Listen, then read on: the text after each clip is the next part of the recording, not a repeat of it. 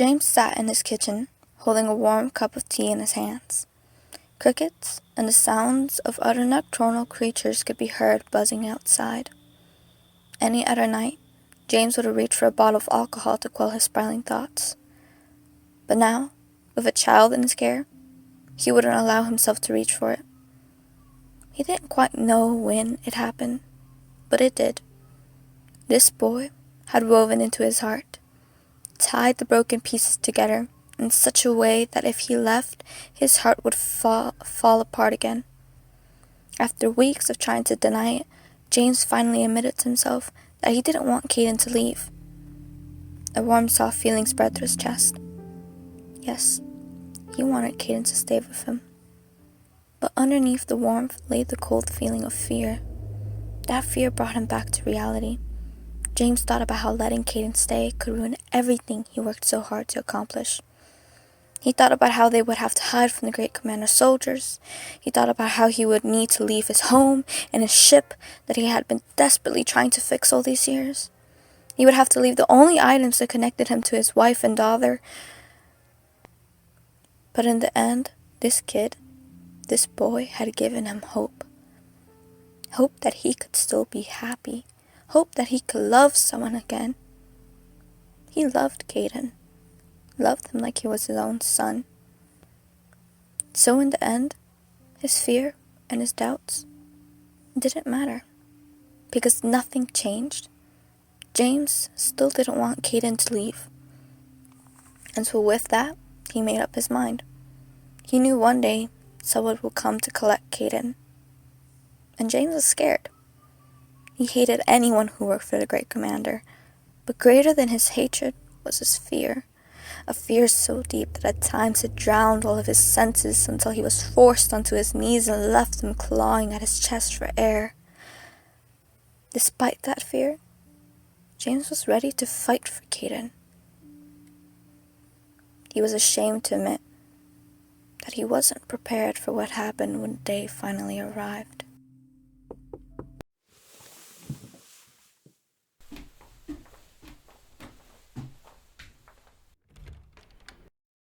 Standing in front of James was a woman in her early 20s. Her chin-length hair was almost as black as her suit, which seemed to make her pale white skin pop. Her posture was rigid and formal, the perfect picture of professionalism that the Great Commander strived for in all of its soldiers and officials. "Hello, Mr. Miller." Hello. Please, come in." James leads her down the hallway, arriving at his small kitchen. His coffee was still being made, and a quick glance of the digital clock confirmed that it was 7:25 in the morning. James hoped that Caden was still asleep from the last time he checked 20 minutes ago. Caden didn't wake up early anymore, ever since James told him he could sleep for as long as he wanted to, that James wouldn't get mad if Caden rested. Still, James was nervous that Caden would wake up, enter the kitchen, and then be taken away immediately. James had hoped that the office he had called weeks ago would have let him know when the official would arrive. But like always, he never had it easy. His thoughts were interrupted by the sound of the official sitting down. Her posture remained stiff and professional. James takes the seat across from her. Distantly, he realizes the coffee was done. He tries to mimic her posture, but despite his best attempts, he knows that his fear and uncertainty can be felt in the air. His confidence always seemed to disappear in face of anyone who worked for the Great Commander. But he was proud to say that his hands weren't shaking and that his breathing remained even as he reminded himself who he was trying to protect. "My name is Miss Cadell. I was sent to retrieve the child in your care." Yes, about that. "Our Great Commander sends its apologies. We know that you have waited for my arrival for some time now. But please, rest assured that your sacrifice will be rewarded." I'm not sure I understand. "We know that things have been hard since the recent marches and protests. But rest assured, our soldiers have quickly dealt with the incidents and will now begin to reopen businesses as our Great Commander takes rightful control over them. But enough of that. I am pleased to tell you that we have re-evaluated your request for a loan and have accepted to give you the money you need to fix your spaceship. In fact, it is more of a grant for your generous service to our great commander. We do expect that you tell no one of your service. We will also give you the documents necessary to leave this planet. James couldn't believe it. After all these years, he could take the memories of his family and finally leave this planet. A month ago, he would have taken the offer immediately, but now, Caden was a part of his family. Thanks. But it won't be necessary. I was giving it some thought, and I wouldn't mind if the boy stayed with me. Whatever his crime was, I was hoping I could still take responsibility for him. I'm sorry, but why did you think of this? That child is a criminal. He wanted to abandon our planet, so he will now be taken and trained to serve his planet. And if I must say, it is a terrible idea for you to keep him. What do you mean?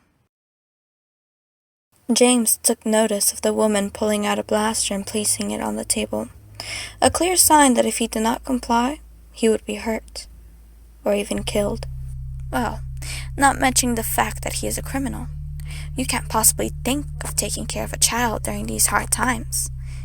It is very expensive, and I know how dangerous the streets have become. You would have a very hard time. Believe me, James, it would be better if the child came with me. Our great commander can take care of him. The woman was now holding the blaster, studying it in her hands, almost lazily. But James could tell her movements were calculated. Here. Miss Cadell reaches for something, and for a moment, James thinks he's going to die. Instead, she takes his hand and places a tiny data cube on his palm. That data cube contains the papers necessary to leave this planet, and the currency needed to fix your ship. Of course, you cannot access this information until I approve of it. Just take what you earned and give the child to us.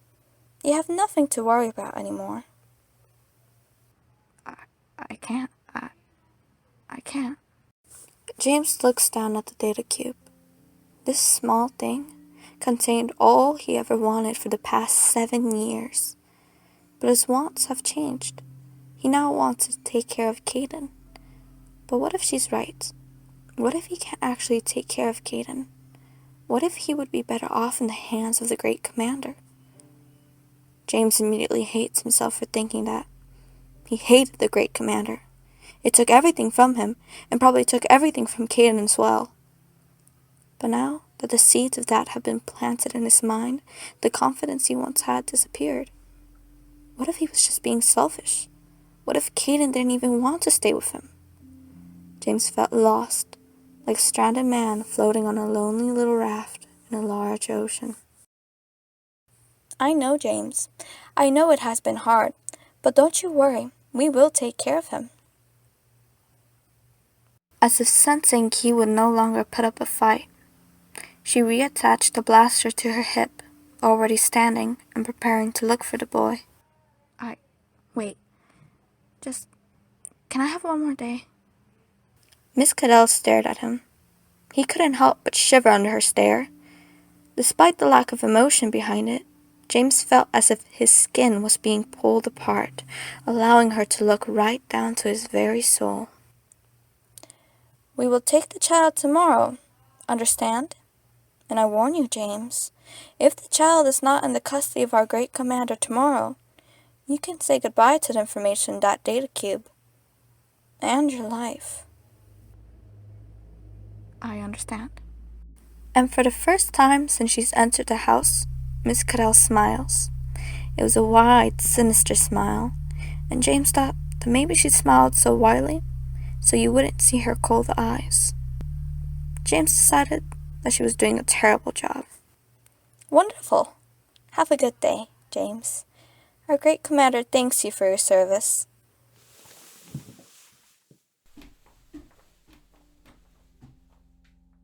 James can't help but stare at the data cube that lay innocently in the palm of his hand. How could he accept this? Didn't he already make up his mind? The seeds of doubt were growing roots and claiming his mind. How could he? But maybe it is best that Caden leaves. Besides, isn't this what he wanted all along? To get rid of the boy? To fix his spaceship and leave this awful planet? And now he could. For the past 7 years, he has been trying to fix his ship, to get out of here, to accomplish the dream his wife and daughter can no longer be a part of. He's been wandering a dry desert, searching desperately for water, and now he was given a map that led him to it. Is it wrong for him to want to grasp it tightly in his hands and not let go?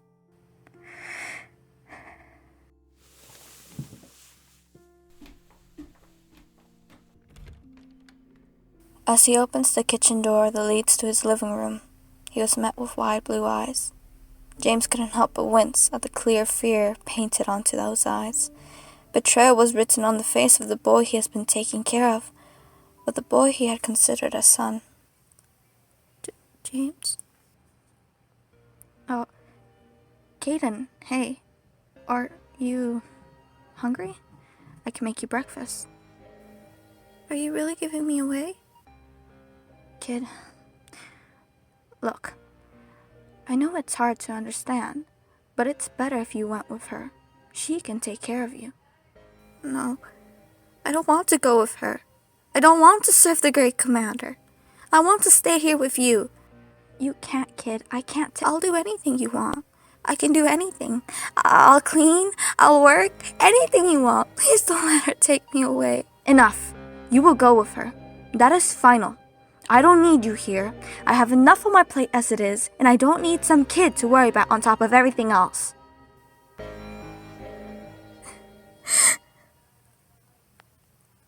I thought I found home again. I'm sorry, kid. This isn't your home. Caden stands up and runs into a small room, the one that used to be of his daughter's. James is left standing in his living room alone. Again. He could feel his mind going numb as his eyes began to water.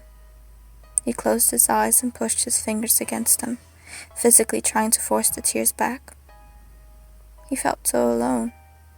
But this time, it was his own fault. This time, he had no one else to blame.